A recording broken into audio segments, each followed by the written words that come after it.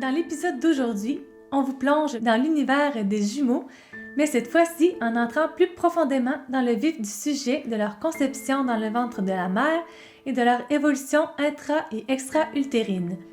Comment se produit le phénomène de la gémilité? Qu'est-ce qui différencie les vrais et les faux jumeaux? Comment décrire ce lien si fort entre eux? Y a-t-il réellement un rapport dominant-dominé? Le livre et le documentaire Le mystère des jumeaux vous aidera à démystifier tout cela.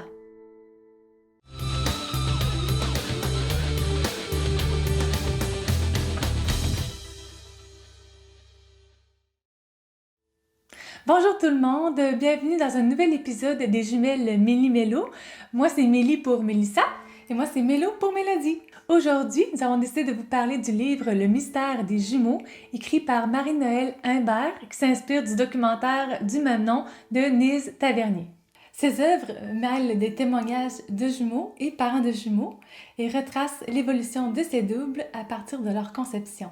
Pour ce faire, le documentaire utilise des synthèses d'images 3D pour représenter les jumeaux jumelles dans le ventre de leur mère. Dans le livre, on va même un peu plus loin que ça en remontant à la mythologie grecque avec l'histoire de Castor et Pollux qui formeront la célèbre constellation des Gémeaux, puis aussi des récits bibliques comme celle de Jacob et Ésaü, deux frères jumeaux qui s'opposeront. Au début du documentaire, il y a une phrase vraiment touchante que nous tenions à vous partager. C'est l'histoire de deux vies, nées le même jour, d'un même amour, et liées l'une à l'autre à jamais. C'est beau. Oui, c'est beau.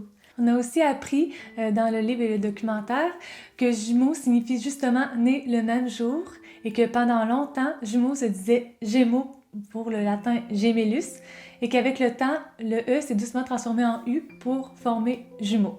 Par contre, en anglais, jumeaux se dit twins, qui vient d'un fil de fibres entrelacées, impossible à démêler.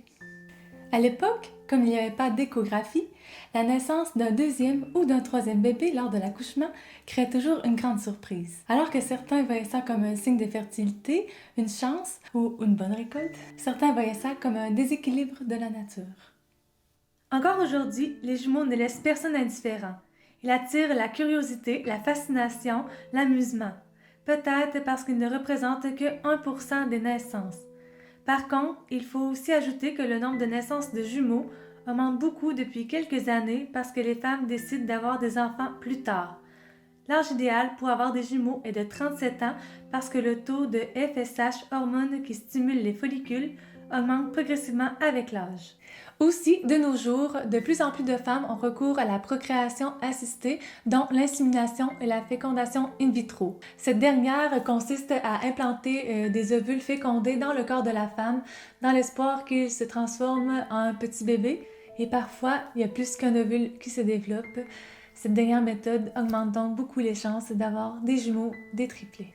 Nous avons aussi appris autre chose dans le mystère des jumeaux, c'est que apparemment manger beaucoup de patates douces aide aussi à concevoir des jumeaux. Les patates douces, comme les produits laitiers d'ailleurs, contiennent une hormone qui s'appelle Insulin-like Growth Factor, IGF, qui ressemble aux estrogènes et est ainsi susceptible d'entraîner une augmentation du fameux taux FSH que nous venons tout juste de parler. Donc, si vous êtes une femme de 37 ans, que vous raffolez des patates douces, que vous êtes en train de faire la procréation assistée ou qu'il y a des jumeaux jumelles dans votre famille ou dans celle de votre partenaire, il y a de fortes chances que vous ayez des jumeaux. Car oui, il y a le facteur génétique. On dit souvent que ça saute une génération, mais parfois non, car notre grand-mère a eu des jumeaux et notre mère nous a eu nous, donc il y a une grande place aussi au mystère et au hasard. Quand on parle de jumeaux jumelles, on entend souvent parler de vrais et de faux jumeaux. C'est d'ailleurs une des premières questions qu'on se fait poser en tant que jumeau. Pour être un vrai jumeau, il faut avoir été conçu à partir du même ovule qui s'est séparé en deux une fois implanté dans l'utérus de la mère. Ils partagent alors la même poche et le même placenta. Ce sont des jumeaux monozygotes. Les faux jumeaux, eux, sont conçus à partir de deux ovules différents et de deux spermatozoïdes différents. Ils arrivent dans l'utérus tous les deux et se développent avec leur propre poche et leur propre placenta. On les appelle les jumeaux dizygotes. Par contre, ce qu'on a appris avec ce livre, ce documentaire, c'est qu'on peut être dans deux poches différentes et être de vrais jumeaux jumelles par exemple. Comment est-ce possible? Bien, il s'agit maintenant d'un autre scénario dans lequel le fécondé se séparait en deux juste avant de se retrouver dans l'utérus, ce qui fait qu'une fois dans l'utérus, chacun se développe de son côté avec deux poches et deux placentas, même si en vérité ils proviennent du même ovule, donc monozygote, donc vrais jumeaux. On dit qu'environ 30% des jumeaux monozygotes se présenteraient comme ça dans deux poches. Intéressant, non? Par contre, si le couple de jumeaux est formé d'un garçon et d'une fille, ils sont obligatoirement dizygotes. Ça, on vous a toujours dit que vous étiez de faux jumeaux comme nous et que vous avez la curiosité et l'envie de savoir, vous pouvez faire un test de zygocité. Il s'agit d'un test ADN comparatif de jumeaux. De nombreux laboratoires en ligne proposent ce service aux jumeaux. Ils vont vous faire parvenir 2 tests de prélèvement de salive et la réponse est envoyée en quelques semaines. Par contre, soyez prudents. On veut juste vous signaler que peut-être le résultat n'est pas celui que vous attendez. Donc, si vous n'êtes pas prêt à recevoir le résultat, ne le faites pas.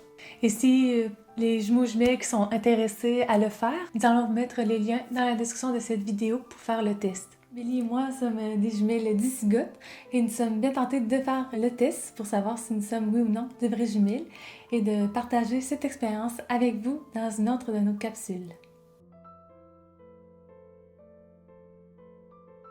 Le livre et le documentaire traitent aussi beaucoup de l'expérience vécue dans le ventre de la mère, la rencontre de l'autre, le toucher qui se développe, cette vie sociale qui commence avant la naissance. On parle même du baiser des jumeaux qui s'embrassent et s'étreignent dans le ventre de leur maman. Ce lien qui se crée déjà entre eux très fort et qui les suivra toute leur vie. Ce lien qui rend parfois la séparation difficile à l'âge où ils doivent faire leur vie chacun de leur côté et couper le fameux cordon invisible qui les lie. On y parle aussi beaucoup de science, de gènes, d'ADN très identiques chez les jumeaux et d'expériences faites sur ceux-ci depuis des décennies pour savoir entre autres ce qui est inné, héréditaire et ce qui est acquis par l'environnement et le mode de vie. Je pense entre autres à cette étude secrète effectuée dans les années 1960 sur des jumeaux et jumelles qu'on a délibérément séparés à la naissance et qu'on a placés dans des familles différentes afin d'observer leur évolution et les comparer. Le livre, c'est aussi la Deuxième Guerre mondiale avec le docteur Joseph Mengele, capitaine SS, qui triait les gens pour les camps de concentration nazis. D'un côté, il mettait les gens pour les travaux pratiques et de l'autre, les gens qui allaient à la chambre à gaz. Il repère aussi les jumeaux de tous âges et les met de côté pour ses expérimentations. Ces jumeaux subiront les pires souffrances au nom de la science et seulement 181 d'entre eux survivront sur les 3000 recueillis.